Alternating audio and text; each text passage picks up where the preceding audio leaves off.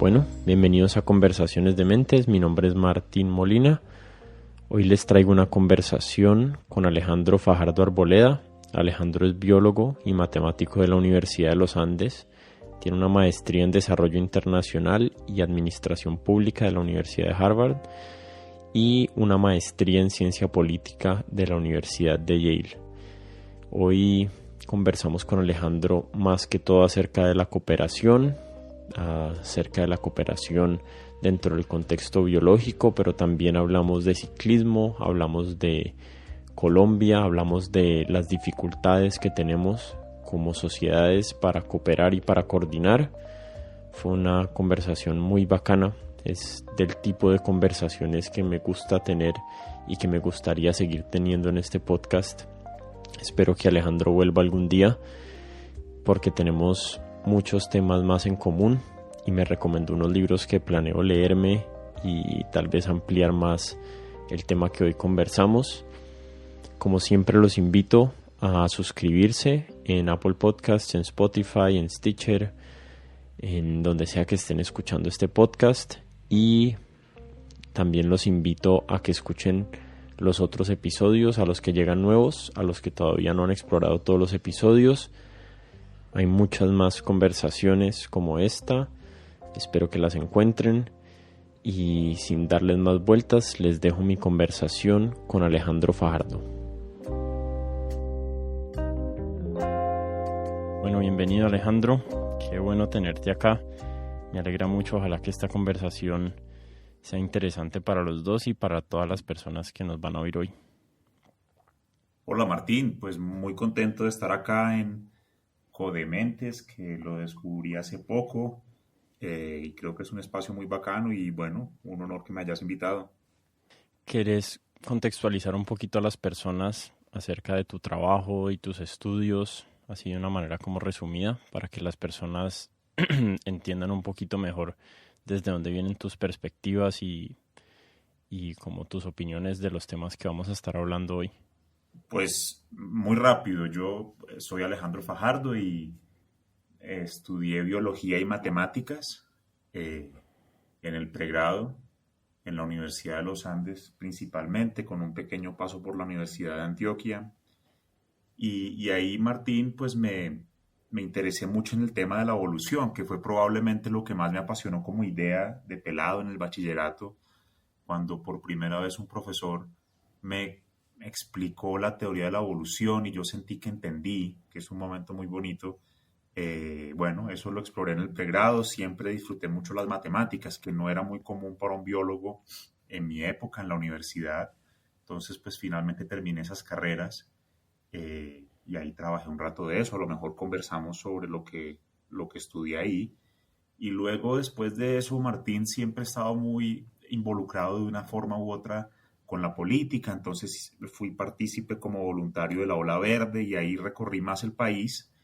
Eh, y en ese recorrido entendí de primera mano el tema de la desigualdad, que es un tema, Martín, que uno puede estudiar, medir, pero yo lo vi de cerca y me impactó mucho la desigualdad en Colombia y de la mano con la desigualdad la corrupción, entender mejor qué significa la corrupción en un lugar, cómo se contrasta, qué implicaciones tiene.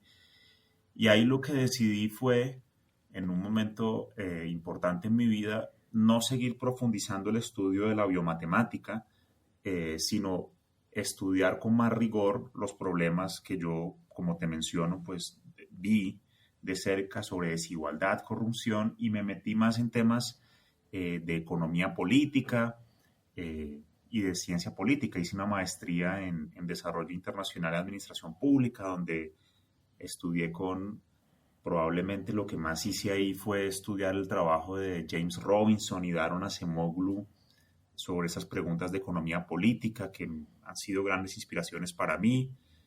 También trabajé en temas pues, de política industrial, tratando de entender de dónde viene el desarrollo económico.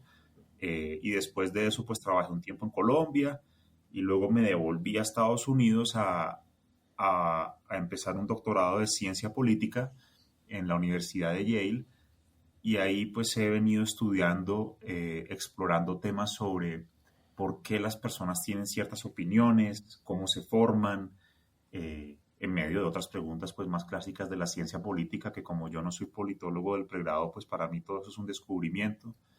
Y desde hace un tiempo estoy ayudando en la Universidad de los Andes, en un centro muy chévere que tienen, que se llama el Centro para los Objetivos de Desarrollo Sostenible, a tratar de influir y de pensar sobre Venezuela, que sería eventualmente el tema de una tesis doctoral mío, que está enredada en esta pandemia. Pero bueno, ahí traté de darle un paso rápido a eso. Me gusta mucho el ciclismo, trato de meditar, de hacer yoga y bueno, esa es como un resumen, Martín.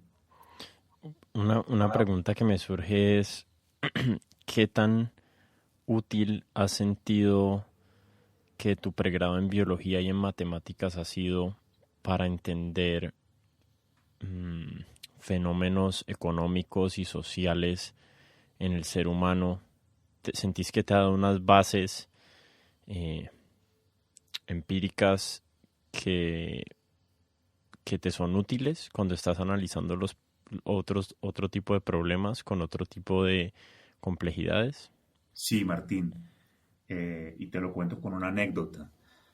Cuando yo estaba buscando transitar de ese mundo de la biomatemática a temas más de economía, de nuevo motivado por entender por qué somos tan desiguales en este país, Colombia, hubo una persona fundamental para mí que se llama Juan Camilo Cárdenas. Juan Camilo hasta hace poco fue decano de la Facultad de Economía en los Andes y él, Alejandro Gaviria y otros profesores de esa época me fueron mostrando cómo lo que yo entendía de la evolución y lo que había estudiado a un nivel básico, por supuesto, que es el de un pregrado, era muy útil en ciertos estudios de economía no ortodoxos, es decir, por fuera de las premisas más usuales de la economía, que asumen que los individuos son muy racionales y otras cosas que podemos conversar. Y fue a través de esos profesores que yo entendí que el ser humano era producto de la evolución y que entonces para pensar en temas de economía, de política, era muy complejo o era por lo menos errado suponer que el ser humano era un individuo o, perdón, una especie por fuera de la evolución como cualquier otra especie. Entonces ahí conocí a varios profesores y fue trabajando con uno de ellos, Sam Bowles, de la Universidad de Amherst, en Massachusetts, que me metí en ese mundo y descubrí que todo lo que yo sabía de biomatemática no solo servía para estudiar lo que yo venía haciendo, que eran problemas de cooperación más en animales no humanos, sino para entender por qué el ser humano se comportaba de ciertas maneras, o por lo menos para hacerse preguntas. Y la matemática siempre siento me ha dado una ventaja y es la posibilidad de ordenar los argumentos y de relacionarme con muchas otras personas. Yo lo veo en la ciencia política que algunas personas muy inteligentes que no tienen herramientas matemáticas, hay veces tienen dificultades para defender o comunicar sus ideas en un mundo muy matematizado y muy dominado por la economía, que está pues por lo menos en el mundo académico tiene un nivel de matemáticas avanzadas. Entonces, en resumen, sí, Martín, hay veces siento que se me olvida un poco y que no debería hacerlo, pero yo no me arrepiento en lo más mínimo de haber estudiado biología. Me parece una carrera lindísima y como te digo, es cierto que las matemáticas jamás lo ejercí a un nivel alto, ni tuve investigaciones propias, ni mucho menos, solamente estudié un pregrado, pero siento que me ha dado unas bases mínimas para relacionarme con personas, con ideas, y cuando soy más juicioso para organizar mis propios argumentos. Fíjate que le están robando el carro a mi vecino. Ya.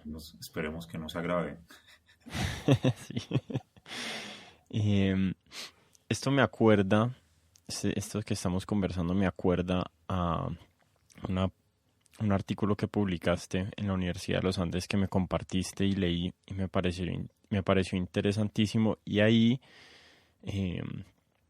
mencionabas como unos conceptos matemáticos que después fueron como inicialmente incluidos en teorías económicas, como los temas de teoría de juegos, después fueron aplicables a nuestras teorías de la evolución, especialmente a las teorías de la cooperación. Entonces ahí es como el camino al revés de lo que yo te pregunté, que no es desde la biología y la matemática hacia entender fenómenos sociales en los seres humanos, pero también el aporte ha sido eh, los, desde los fenómenos humanos, desde entender inicialmente fenómenos humanos económicos, hemos podido también como encontrar modelos que nos ayudan a explicar por qué existen ciertos tipos de comportamiento en otras especies no humanas, como especialmente el de la cooperación, y ahí mencionabas pues todo el trabajo de Robert Trivers y el impacto que ha tenido el desarrollo de, digamos, del juego del Prisoner's Dilemma. No sé bien cómo se traduce ese término al español, el dilema del prisionero. Sí, exacto, exacto. Eh, pero entonces yo cuando pienso generalmente y leo y trato de entender las cosas, me gustan mucho los economistas, me gustan mucho los, las personas que hablan de política, que tienen en cuenta todo nuestro bagaje biológico que tenemos. Obviamente eso no significa como algún tipo de determinismo biológico, y existe la necesidad de tener lenguajes a diferentes niveles y a diferentes escalas. Describir un matrimonio en términos de física cuántica no es lo más útil, es básicamente imposible, aunque en teoría se podría describir los movimientos de los átomos y todo eso como describen esa interacción a otro nivel. Pero a mí sí me interesan mucho esas personas que logran hacer como traslados horizontales entre disciplinas y encontrar y como agarrar conceptos y teorías y modelos de otras partes, de otros campos del conocimiento, para entender no solo el ser humano, sino todos los fenómenos que nos importan.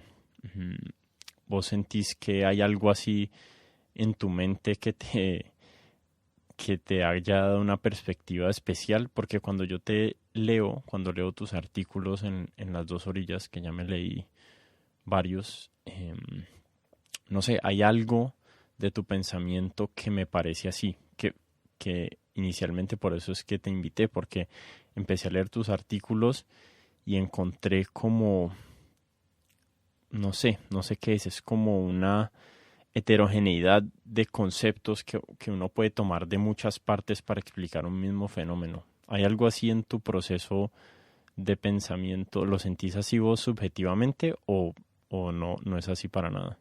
Pues así es, Martín. Ahí tocaste varios puntos. Eh, Indudablemente eso está marcado por mi formación y que te confieso, para mí muchas veces es un peso y me genera dudas existenciales que me angustian porque aunque yo siento una gran riqueza y me siento muy privilegiado de, pues ahí les di un repaso de los lugares, a mí el mundo que me gusta es el de la universidad, eh, y he estado pues en diversos departamentos, en diferentes áreas, al mismo tiempo es un costo, porque el hecho de haber estado en tantos lugares hace que yo no sea un gran maestro de nada en ese mundo académico. Como me decía un Mm. buen amigo, el profesor de mi misma edad, muy exitoso, él me decía, hermano, cuidado porque aprendís de mucho, maestro de poco. Y en el mundo académico eh, hay unos incentivos bastante fuertes para ultra especializarse, y se requiere de muchísima habilidad pues para estar en varios lugares al tiempo, y yo no creo tenerla ni, pero por lo menos es una búsqueda que a mí me hace feliz, Martín, y es algo que hemos hablado antes del podcast, estar buscando la complejidad, es decir, pensar en diferentes opciones, en diferentes argumentos, en resistirse a historias únicas y poco a poco buscar la simplicidad después de haber hecho esa exploración. Yo te decía que a veces sentía que me gustaría escribir más corto y estoy consciente que para hacerlo necesitaría más tiempo y mayor habilidad. Precisamente en general, los argumentos más largos no son mejores ni mucho menos. Entonces, sí, como te digo, pues me siento muy privilegiado, pero también te comunico que a mi edad y en mi momento profesional, esto no lo había conversado nunca con nadie así en público. Es difícil porque académicamente, que es un mundo que, como te digo, me apasiona mucho, eso no hay grandes incentivos para seguir eso. No quería dejar pasar, Martín, una idea muy bacana que me parece que planteaste, que es la siguiente. Si uno revisa el origen de las especies, que yo no lo reviso hace 15 años, eh, entonces, pero lo que recuerdo ahí no había ecuaciones, había un dibujo muy lindo, que yo creo que lo hizo Darwin, por supuesto, de un árbol de la vida que se va ramificando, pero Darwin era un tipo que no tenía una mente muy matemática. Eh, y ese tema de la cooperación que planteaste es un tema muy importante, que a Darwin mismo le angustió. Yo recuerdo haber leído esto, creo que en el prólogo de un libro, creo que el biomatemático más importante de este siglo, que se llama Martin Novak. Hoy muy enredado porque resultó amigo del pedófilo Jeffrey Epstein, pero esa es otra historia. Eh, pero este tipo Novak creo que en un prólogo cuenta que Darwin se murió muy angustiado, Martín, porque no entendía por qué había cooperación. Es decir, la supervivencia del más apto, intuitivamente, pues supone una competencia entre individuos de la especie que sean para sobrevivir. Y es un libro pues muy elegante, muy lindo. Y como te digo, pues es la idea que a mí más me gusta. Pero en ese mundo no está fácil explicar la cooperación. Darwin camelló un montón en emociones, en selección sexual, en varias cosas. Y el tipo, yo, si no recuerdo mal, se murió angustiado, le escribió a su editor diciendo: estoy preocupado porque no entiendo y no puedo explicar bien por qué hay cooperación.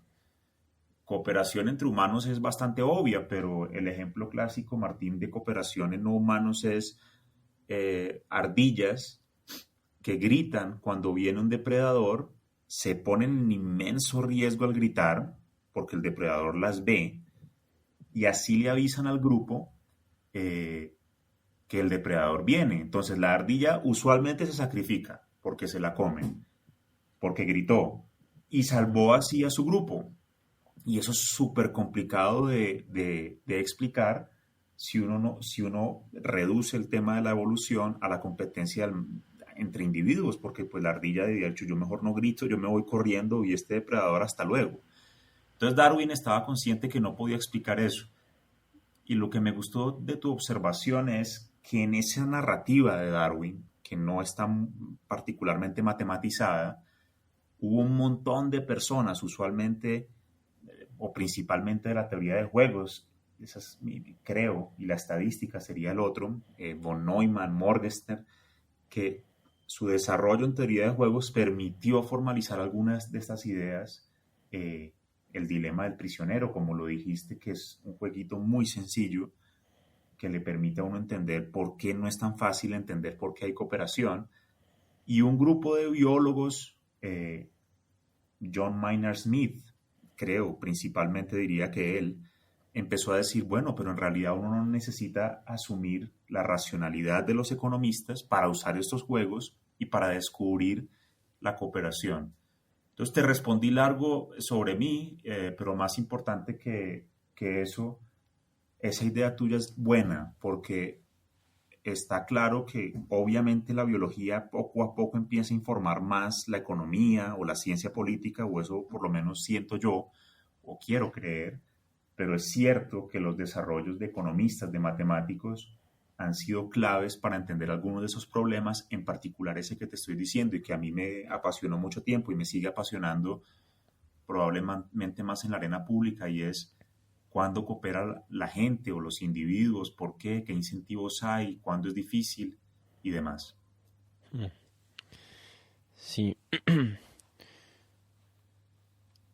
a mí también me ha interesado mucho el tema de la cooperación.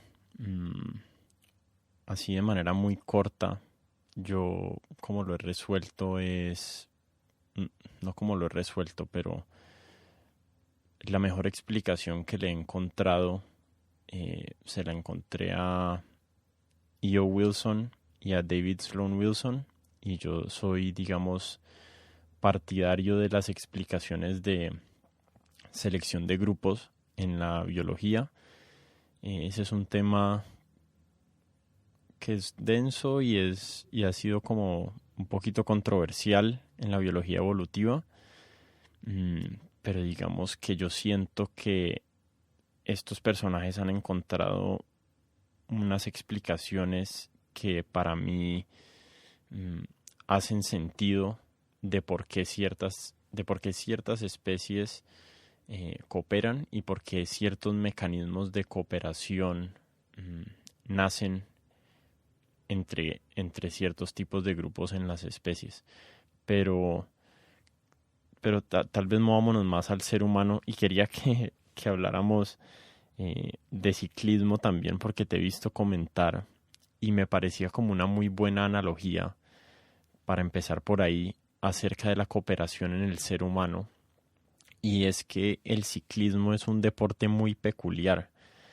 Eh, no es un deporte individual y no es un deporte colectivo. Y de muchas maneras así es como funciona eh, la selección natural, hasta donde yo lo entiendo, con mucho más énfasis en el individuo, pero con ciertos rasgos de, de colectividad.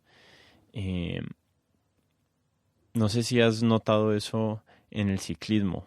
Para mí siempre ha sido algo curioso. Un equipo de fútbol, el equipo de fútbol sale campeón. Un tenista, el Roger Federer sale campeón.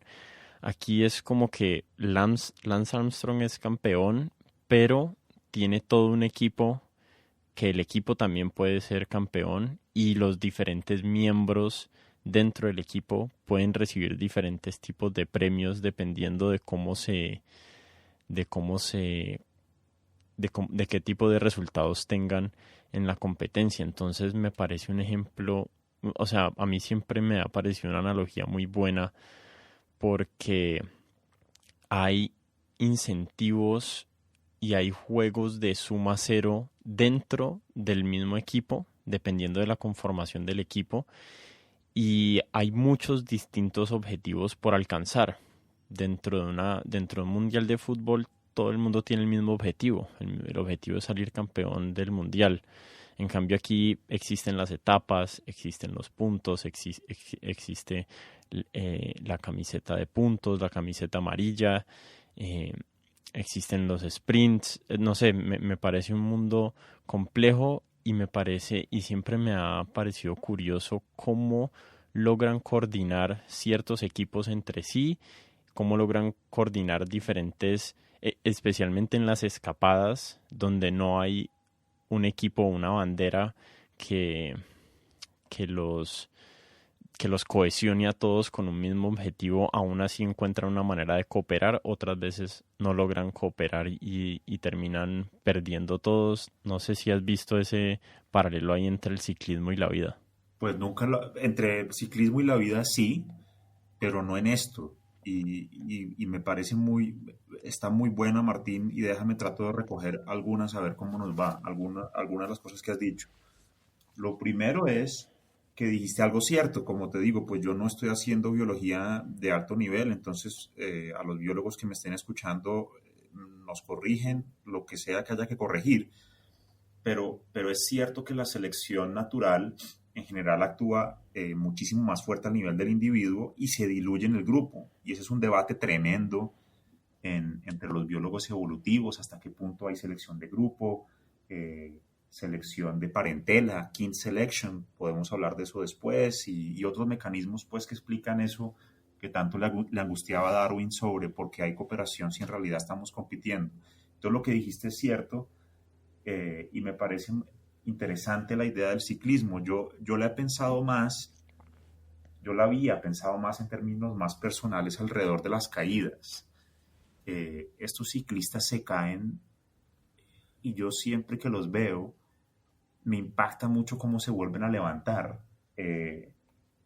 Y digamos que esa era mi pequeña metáfora. Yo monto mucho en bicicleta, aficionado por supuesto, y siempre he encontrado como cierta motivación alrededor de pensar en ciclistas que se han caído y se han parado. Si uno ve Egan Bernal, se cayó en una carrera en España hace un par de años y cómo se levanta, se cayó justo antes del Giro el año pasado y va al Tour.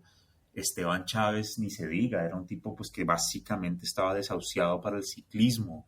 Froome hace un año se cayó, estamos hablando vos y yo 2 de septiembre del 2019 y el tipo hace un año pues básicamente la duda era si podía caminar y está entrenando. Entonces el ciclismo es una buena metáfora para mí hasta ahora, eh, como de resiliencia y de pararse, muy distinto a un futbolista que tendrán otras motivaciones y comportamientos interesantes, pero el ciclismo principalmente era eso. En esto que estás diciendo estoy de acuerdo y en este Tour de Francia del 2020 lo estamos viendo. Es decir, hasta qué punto hay colaboración en un equipo y qué incentivo tiene quién para colaborar con su jefe, el capo, y en qué momento lo sueltan y el gregario puede ir por la etapa que le cambie la vida. Entonces me parece muy chévere, Martín. Hay unos libros buenísimos, de los mejores libros que yo he oído. En general, la mayoría de libros que leo son en audiolibro. Son la autobiografía de Froome y de Bradley Wiggins, que era el jefe del equipo donde está Egan, el Sky en esa época, y uno ahí ve justamente lo que estás hablando, hasta qué punto Froome, que era el gregario del otro, le ayudaba, en qué momento lo ataca, en fin, yo para terminar, eh, ayer puse un tweet en donde ponía lo que yo veía después de la etapa de ayer, que la etapa de ayer la ganó Roglic, y yo veía a los colombianos muy solos, sin equipo al final, y pensaba, Martín, estos tipos tienen que ayudarse entre ellos, porque sin equipo, en contra del Jumbo, que es el equipo más fuerte, eh, va a ser complejo ganarle a un tipo tan fuerte como Roglic. Y alguien me respondía, no, pero ¿cómo van a ayudarse si son de equipos distintos? Y la intuición mía, que a lo mejor es la de un idealista, pero es la que yo tengo, es, sí, pero son colombianos. Mm. Entonces uno puede decir, usted es un tonto, porque no importa, porque el incentivo es ganar más plata y su equipo, y yo le digo, pues lo que a mí me ha demostrado la vida es que hay un montón de incentivos distintos a los usuales, y no solo a mí, pues hay un montón de trabajo de economistas. Elinor Ostrom principalmente sería la mujer que más, que yo citaría, en donde a lo mejor uno ve a un colombiano y uno es de otro equipo y uno va y uno le ayuda a ese colombiano. Hubo un momento muy bonito en el ciclismo en el 2016 en el Giro, si no estoy mal, Martín, que Con Rigo y Chávez, sí, que Chávez va perdiendo el Giro con, no, creo que era Dumoulin, sí, y para todos los que estábamos viendo eso era obvio, este tipo pues no tiene la fuerza en este momento, y Rigo estaba en el top 10, y a lo mejor si se quedaba chupándole rueda a Chávez, llegaba con más fuerza a un remate, lo que sea, y me parece muy bonito porque Rigo jaló y jaló y jaló, y luego se quedó porque le daba lo mismo quedar de séptimo o de octavo, y le tiró una mano al colombiano, y al final no alcanzó, pero no importa, porque se ayudaron y estoy seguro que eso tiene un valor en la vida de ellos. Entonces, ahora el ciclismo me parece una metáfora tremenda para muchas cosas. Diría lo último, por ahí escrito en esas columnas de eso, hay una gran pregunta en Colombia y es qué significa ser colombiano, cuál es la nación colombiana. Y eso es complejo y es un país con dificultades para responderse a eso. Y yo siempre que veo a esos ciclistas, siento ahí, en algunos momentos, entre ellos, cómo compiten, el nivel que tienen, como la gente en Colombia los apoya, yo siento, Martín, como que hay una pequeña muestra de lo que este país pudiera ser. Hay veces siento que es un poco forzado y más soñador, y yo que soy enfermo por el ciclismo, pero no me importa mucho. Yo siempre siento que sus ciclistas representan lo mejor de Colombia y que los apoyamos y los vemos también. Entonces, compro totalmente tu idea del ciclismo como posible metáfora de la complejidad de la evolución y de los incentivos para cooperar y demás. Mm, sí, estaba pensando incluso en este giro, en este tour, mm, ¿cuáles serían los mecanismos para, para que esa cooperación se dé? O sea, tiene que haber algún tipo de reconocimiento interno inicialmente acerca de las posibilidades de cada uno y se tiene que definir de alguna manera u otra, se tiene que decidir acerca de la jerarquía y de cuál es el objetivo, ¿no?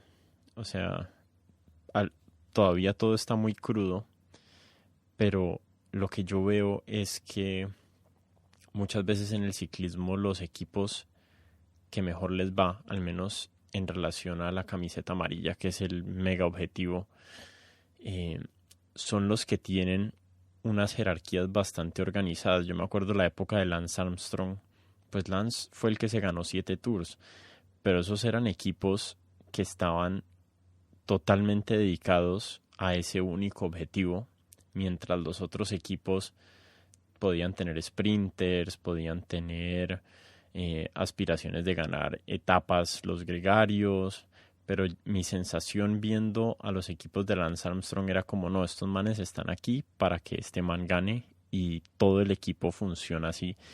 Y me parece que el Sky en los últimos años, ahorita el Ineos, funcionaba de esa misma manera. Era un equipo que uno no veía los gregarios peleándose por ganarse etapas, no veía los gregarios eh, como sin ningún sentido por allá en una fuga.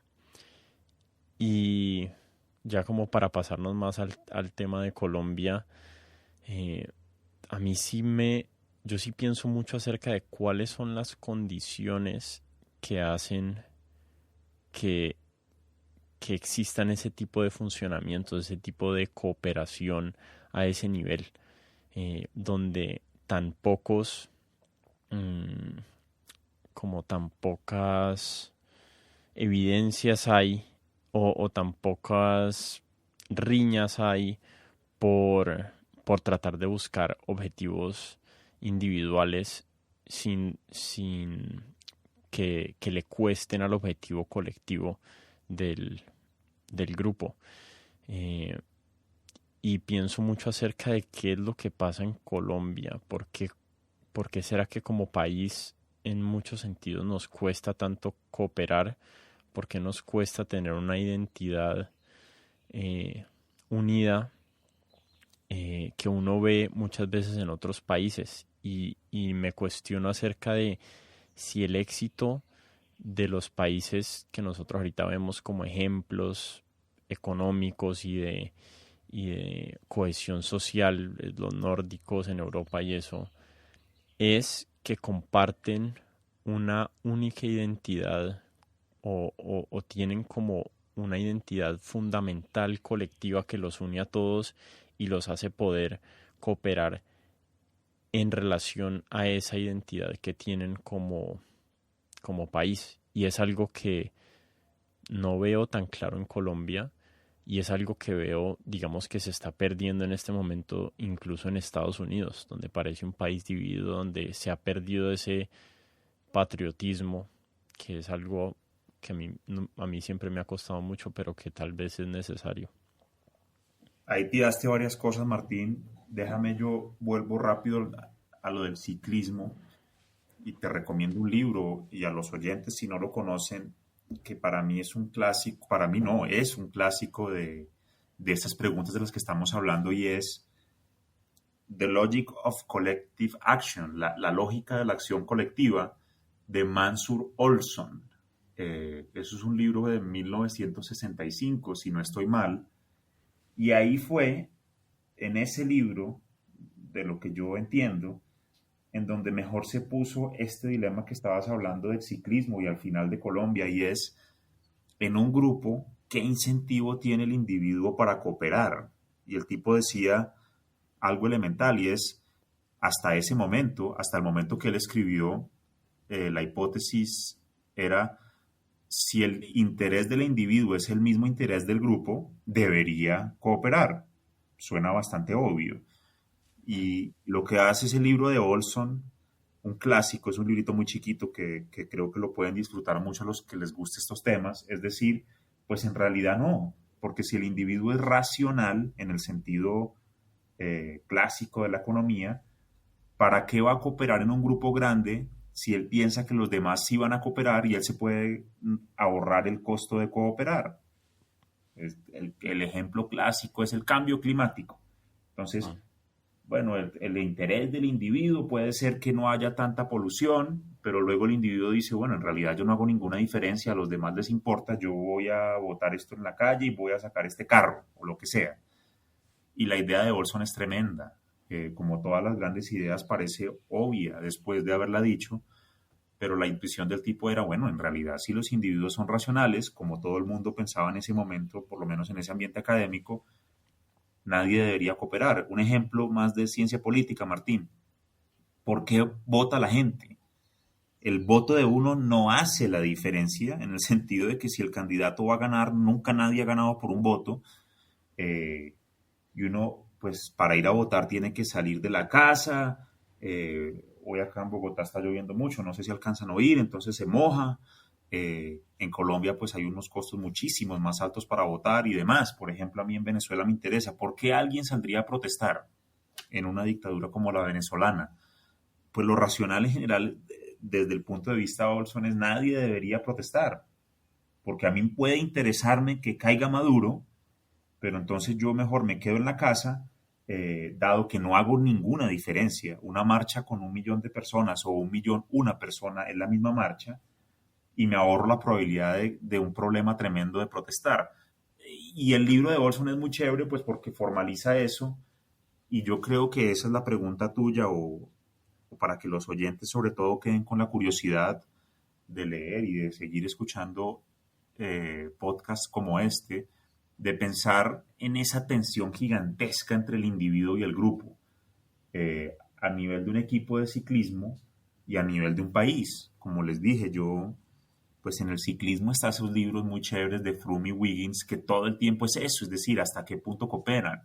Yo pensaba el año pasado, Geraint Thomas le ayudó a Egan. Él hubiera podido tirarse para atrás, o emberracarse porque él era el ganador del Tour y no lo iba a ganar, y había un pelado que no era nadie, que no era británico y que era mejor que él, pero el tipo pues lo ayudó y le dio la mano y lo felicitó, y eso habla muy bien de Thomas.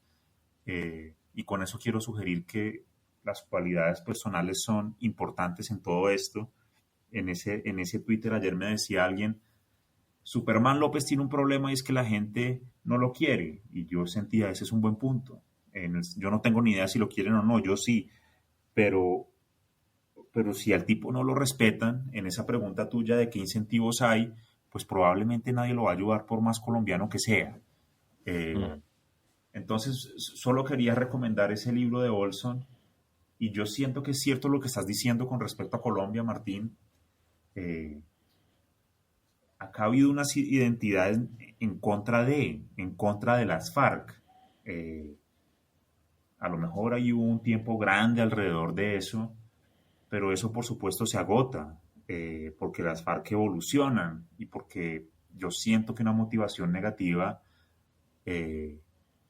no estoy juzgando el tipo de motivación, pero mi impresión es que esas no duran tanto, distinto al amor por un país, que es como más positivo y con un montón de riesgos, que es lo que estabas diciendo de los gringos, que yo coincido. Allá ha habido, uno lo veía, yo me acuerdo yendo a esos estadios de béisbol, ese momento tan profundo para los estadounidenses cuando cantan el himno en esos estadios, eh, es muy, muy solemne.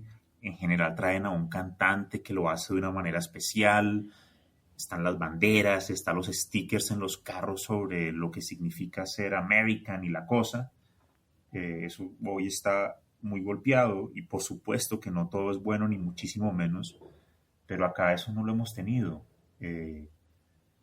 Había unas hipótesis alrededor de la fragmentación geográfica, de gente que decía es que este es un país muy fraccionado geográficamente y entonces eso dificulta la cohesión social, puede ser, Eso pues se ha rebatido, pero por lo menos es una discusión interesante por muchas razones, pero estoy de acuerdo, Martín, en que ahora yo soy más o menos optimista. A mí me da la impresión que este país se ha evolucionado mucho y que cada vez más gente está consciente de su posición en la sociedad, que el hecho de que no tengamos la guerra en el sentido clásico con las FARC, hay otras guerras ahora, abre el espacio para discusiones, que hay una clase media creciente que está estudiando, pensando. A lo mejor, como en casi todo lo demás, estoy siendo ingenuo, pero tengo la sensación que hay ahí como una base de un caldo de cultivo de una sociedad mucho más atenta a los demás. Eh, Ahora, pues esta pandemia es un lío para eso, eh, pero creo que ahí está, Martín. Mm. Sí, sí, yo pienso mucho acerca de cuáles son los mecanismos que tenemos disponibles para superar ese problema de coordinación.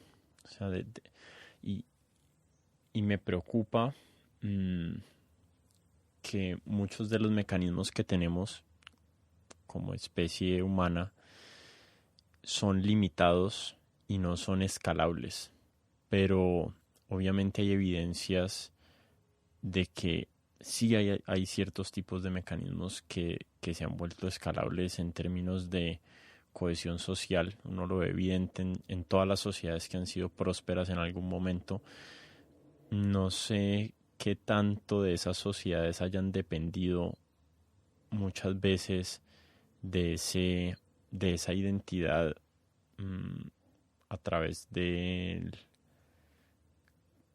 no sé cómo lo dijiste, como algo negativo, como de Sí, sí, sí.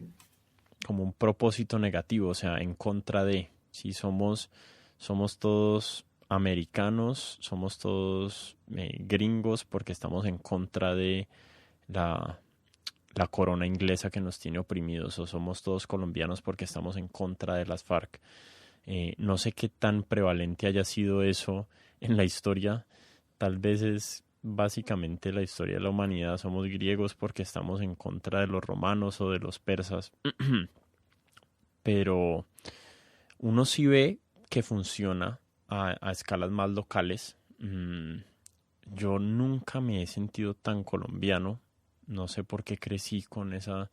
yo crecí como con una aversión a un colectivismo como, como que no tenía sentido para mí, pero a la medida que he ido creciendo, como que sí he ido cultivando esa parte de mi identidad y sí la he visto como necesaria, más allá de si emocionalmente la siento, siento que racionalmente tiene sentido, porque este es el espacio donde vivo geográficamente y si quiero cooperar y si quiero participar, pues tengo que participar en el sentido local igual que en el sentido global. O sea, el Dalai Lama es una entidad que opera para mí en sentido global. Eh, pero sí he estado pensando mucho acerca de qué mecanismos a qué mecanismos podemos acudir para fomentar más cooperación, para fomentar mejor coordinación para resolver los problemas que tenemos ahorita. No sé si es algo que hayas pensado también. Sí, sí lo he pensado, Martín, y me ha pasado algo parecido. Yo, la verdad es que no crecí con una idea ni buena ni mala de ser colombiano. Yo no me acuerdo mucho, pero no era como un gran tema en mi vida el hecho de ser colombiano. Y por supuesto, pues lo obvio fue cuando salí del país, del país a estudiar, que me acuerdo mucho el primer día que salí a montar en bicicleta y me puse un uniforme de Colombia y me sentí muy orgulloso de ponérmelo. Y yo dije, pucha, qué sensación tan rara, yo esto no... Por supuesto, si hubiera salido con un uniforme de Colombia en Colombia, pues a lo mejor estaba contento por el uniforme, pero no diría orgulloso. En cambio, allá me lo puse en Connecticut, en un pueblo medio en la mitad de la nada, y dije qué berraquera ponerme este uniforme y me pareció pues bonito sentir eso y no era muy racional, sencillamente sentí el orgullo. Entonces, bueno, compartimos esas trayectorias.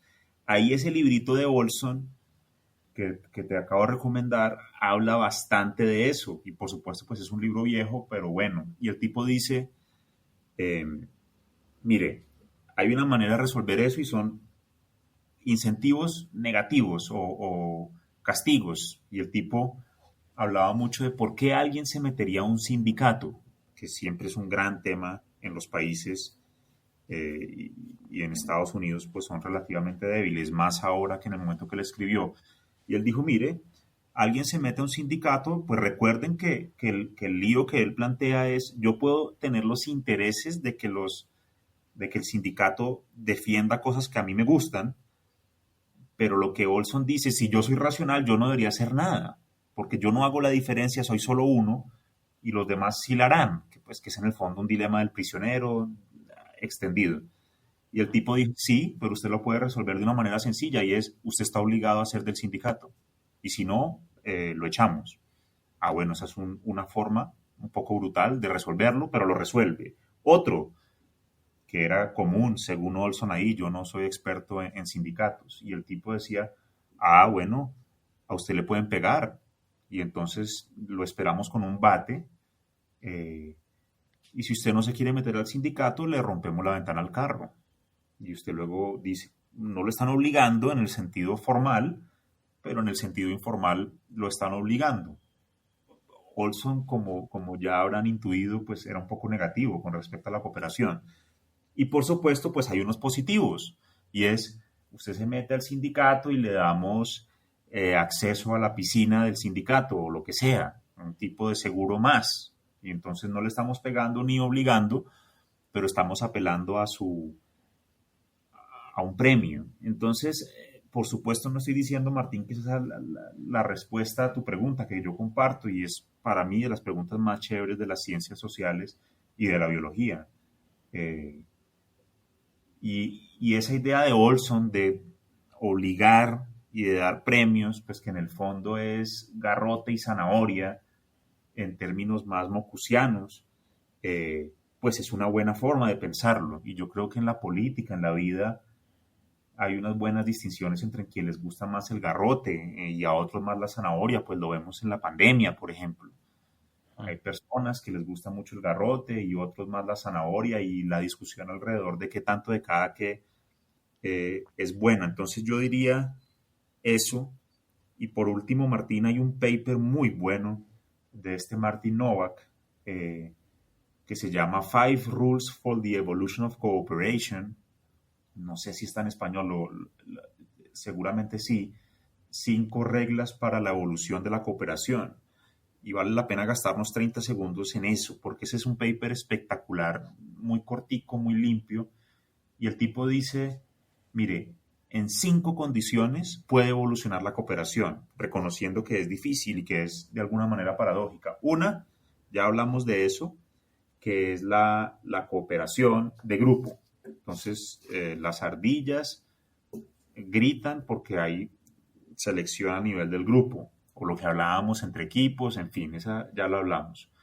Otra la mencioné, que era la de Kin Selection, selección entre parentela, y es, no me acuerdo quién era que decía, Haldane, creo, yo estaría dispuesto a saltar a un río para salvar a 2 hermanos o a 8 primos.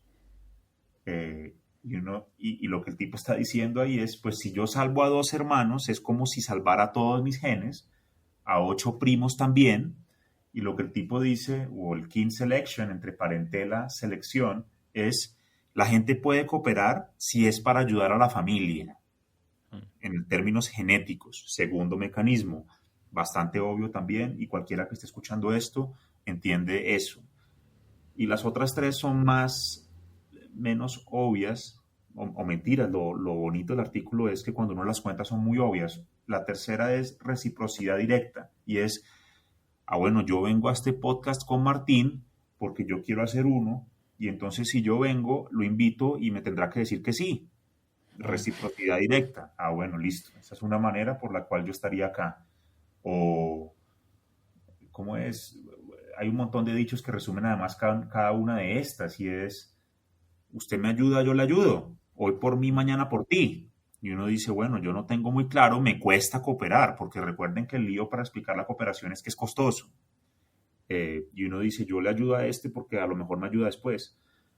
Otro que es reciprocidad indirecta, ese es el cuarto mecanismo que yo pensaba, yo me acuerdo que yo se lo contaba a mi abuela que falleció, una mujer muy católica, y medio para provocarla. Ahora me da pena haberla tratado de provocar con eso, pero yo le decía, abuela, yo veo a esta gente que da limosnas a la salida a personas muy pobres y a mí me parece que eso es por generar una reputación y es, yo le doy limosna a este pobre hombre o pobre mujer porque me están viendo mis amigas o me están viendo mis amigos y eso crea la reputación de, este es un buen samaritano. Por supuesto, el pobre hombre que está pidiendo la salida de la iglesia no le va a devolver el favor, porque no tiene cómo, o no es muy obvio, pero puede que uno quiera crear la reputación que uno es el tipo de personas que dona, para ponerlo en términos más generales. Y hay un montón de experimentos sobre cómo cambian las donaciones cuando lo están viendo a uno, etc. Pero ese es el cuarto mecanismo, reciprocidad indirecta. Y el último, que es el más matemático, se llama selección de red, network selection, y es, pues los individuos no están distribuidos aleatoriamente en el espacio. Es decir, uno no se relaciona igual con todo el mundo, sino que tiene una gente o unos individuos alrededor. Y eso implica que, por ejemplo, el hecho de que mi vecino sea mi vecino, es decir, que compartimos una pared, hay unas motivaciones para cooperar y se cruza de alguna manera con las demás, pero matemáticamente se formaliza distinto y eso es súper chévere. Ahí en los Andes había un profesor, Pedraza, que hacía esos experimentos, Martín, con bacterias, es decir, no racional. Las ardillas uno les puede pensar algún tipo de razón, esa es una discusión más filosófica, pero las bacterias pues es más difícil y uno ve cooperación entre bacterias y buena parte está asociado a cómo están distribuidas las bacterias en el medio de cultivo. Entonces ahí te dije 5 que son las de Novak: grupo, entre familia, directa, reciprocidad, indirecta y selección en red. Y a mí, así es como yo lo pienso. Y bueno, yo creo que eso aplica a esa pregunta tuya de muchas maneras, pero si algo le quedara de este podcast es pues la pasión que compartimos, Martín, de esa pregunta. Y espero pues que hayamos sido claros hasta ahora de por qué es difícil explicar la cooperación. La gente lo ve y bueno, la pandemia lo exige un montón. Hoy Colombia pues está empezando a salir del aislamiento y demás. Y uno ve en esas redes, en las discusiones, la pregunta de quién coopera, los castigos, en fin. Yo creo que es la pregunta más interesante que, como hablabas al comienzo, pues que trasciende disciplinas, porque cada uno de esos mecanismos, los que se metan a ver el paper, pues van a ver un modelo matemático. Yo se los puedo motivar en un segundo con una intuición a lo mejor demasiado simple, sociológica. Y tiene implicaciones para bacterias y para humanos. Entonces, yo creo que esa es de las preguntas más chéveres y como dijiste, E.O. Wilson y tantos otros, pues la han tratado. Yo no sé casi nada de filosofía, pero los filósofos pues, también la han pensado y demás. Sí, con relación a eso que contabas de tu abuela, hay un libro muy, muy bacano que se llama El elefante en el cerebro, Elephant in the Brain, de un economista que se llama Robin Hanson. No lo he leído.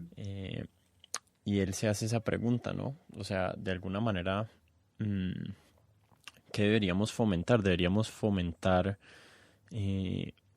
situaciones sociales en las que las personas puedan demostrar qué tan altruistas son, porque eso va a incentivar muchísimo más que esas personas sean altruistas porque otros las están mirando y tal vez incentiva también a las personas que ven ese tipo de comportamiento a ser altruistas ellos mismos. Entonces por eso uno ve esas donatones gigantes donde los famosos donan de a $500,000.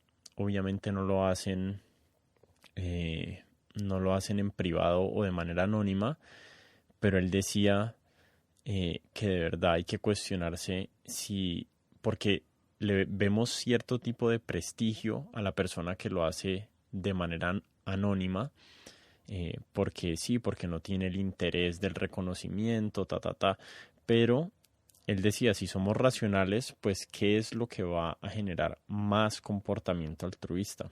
Pues va a generar mucho más comportamiento altruista ver a otros a los que uno tiene en posiciones con mucho prestigio comportarse de esa manera, y va a incentivar a quienes están en esas posiciones poder demostrar y alardear de su altruismo, y como que en una matemática, eh, en un cálculo básico como utilitarista o consecuencialista, pues eh, tiene más sentido seguir haciendo las donatones en público que en privado.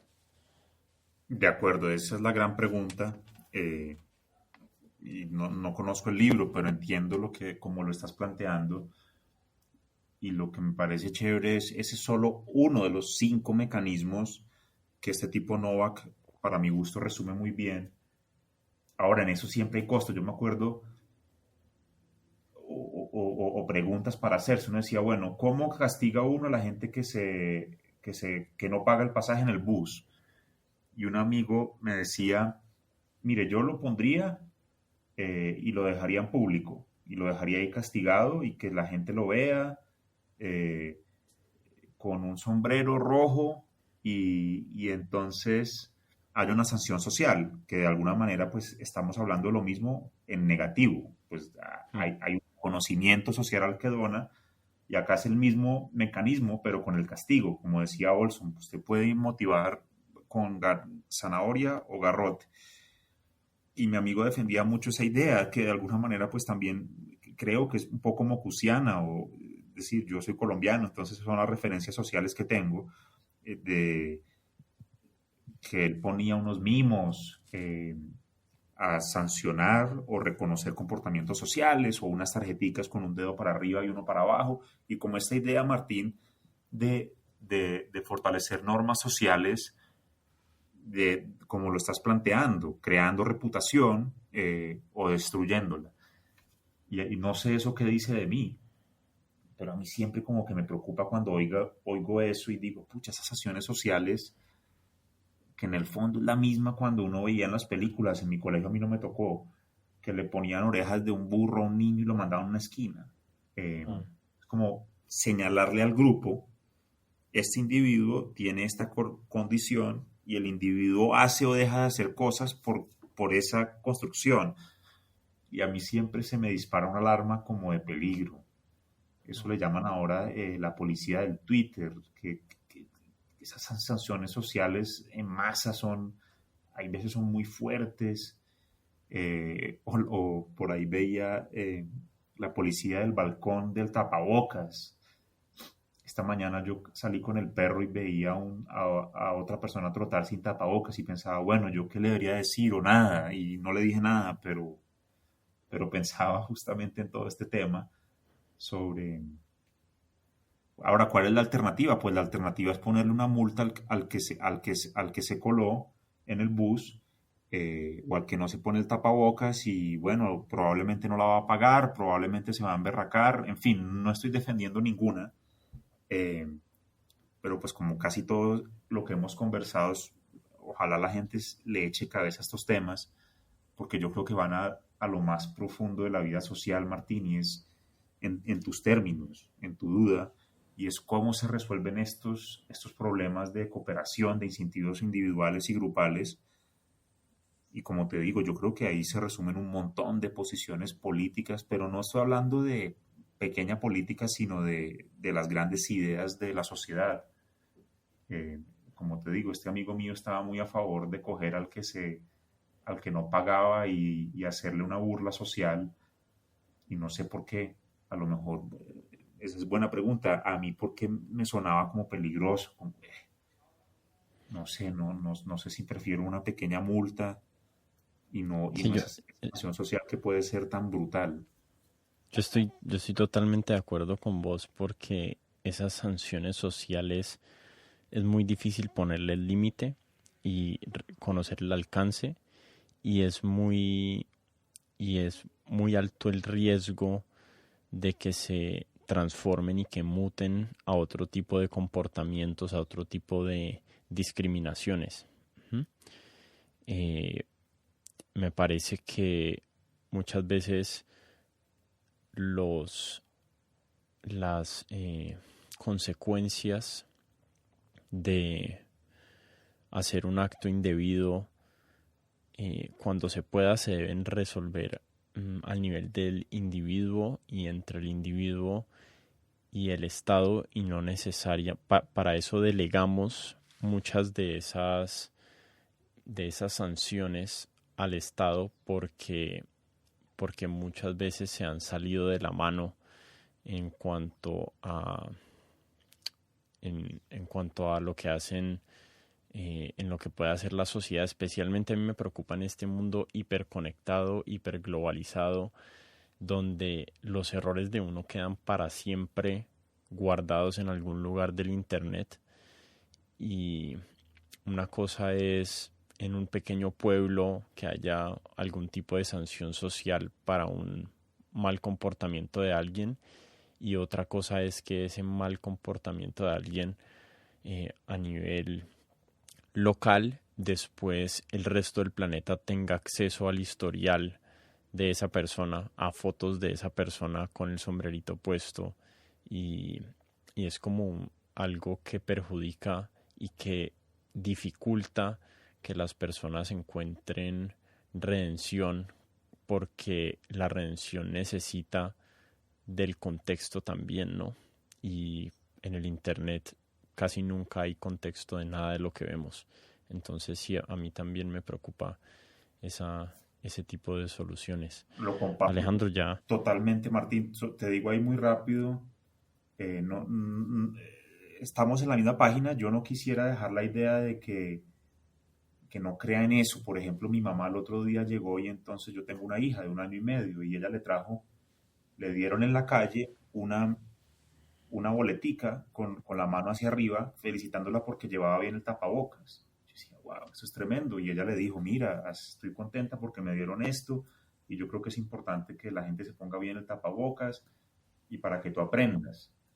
Y yo creo que eso fue un momento positivo, no le veo nada de malo, Martín. La felicitaron, eh, y eso refuerza cierta cosa, pero siempre están esos riesgos. Último libro que recomiendo, el último de Acemoglu y Robinson, que se llama El pasillo estrecho, en inglés The Narrow Corridor, y ahí la hipótesis de ellos que construyen sobre su libro anterior, que se llama ¿Por qué fracasan los países?, es: usted necesita una sociedad civil bien fuerte, pero también un Estado fuerte, porque yo coincido con, es decir, por eso uno delega ciertas cosas.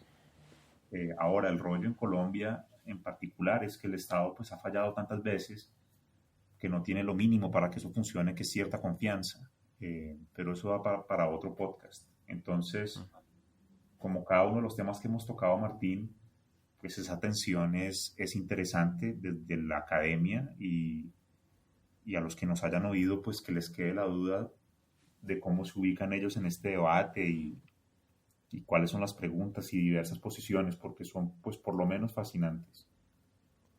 Bueno, pues mil gracias, Alejandro, por tu tiempo. Eh, no sé si quieras tomarte un momentico para invitar a las personas a que te lean en las dos orillas. El link va a estar en la página web y en la información del podcast, donde sea que lo estén escuchando. Pero no sé si quieras dirigirlos a tu Twitter y a tu página en las dos orillas. Sí, gracias, Martín. Pues la pasé muy bien. Hace mucho tiempo no pensaba en estos temas, en estos términos, y lo que más me ha gustado de Codementes y de tu búsqueda es llevar el mundo de los podcasts al español, y conversar de unos temas pues que no se conversan mucho en nuestros países. Entonces pues un lujo haber estado acá. Yo estoy en Twitter como Alejandro Fajardo. Ese lo leo con alguna regularidad y ahí estoy pendiente. En Facebook Alejandro Fajardo y en las dos orillas trato de escribir semanalmente de muchos de los temas que hoy hablamos y bueno, que se repita Martín y felicitaciones por este podcast que de verdad me parece muy chévere.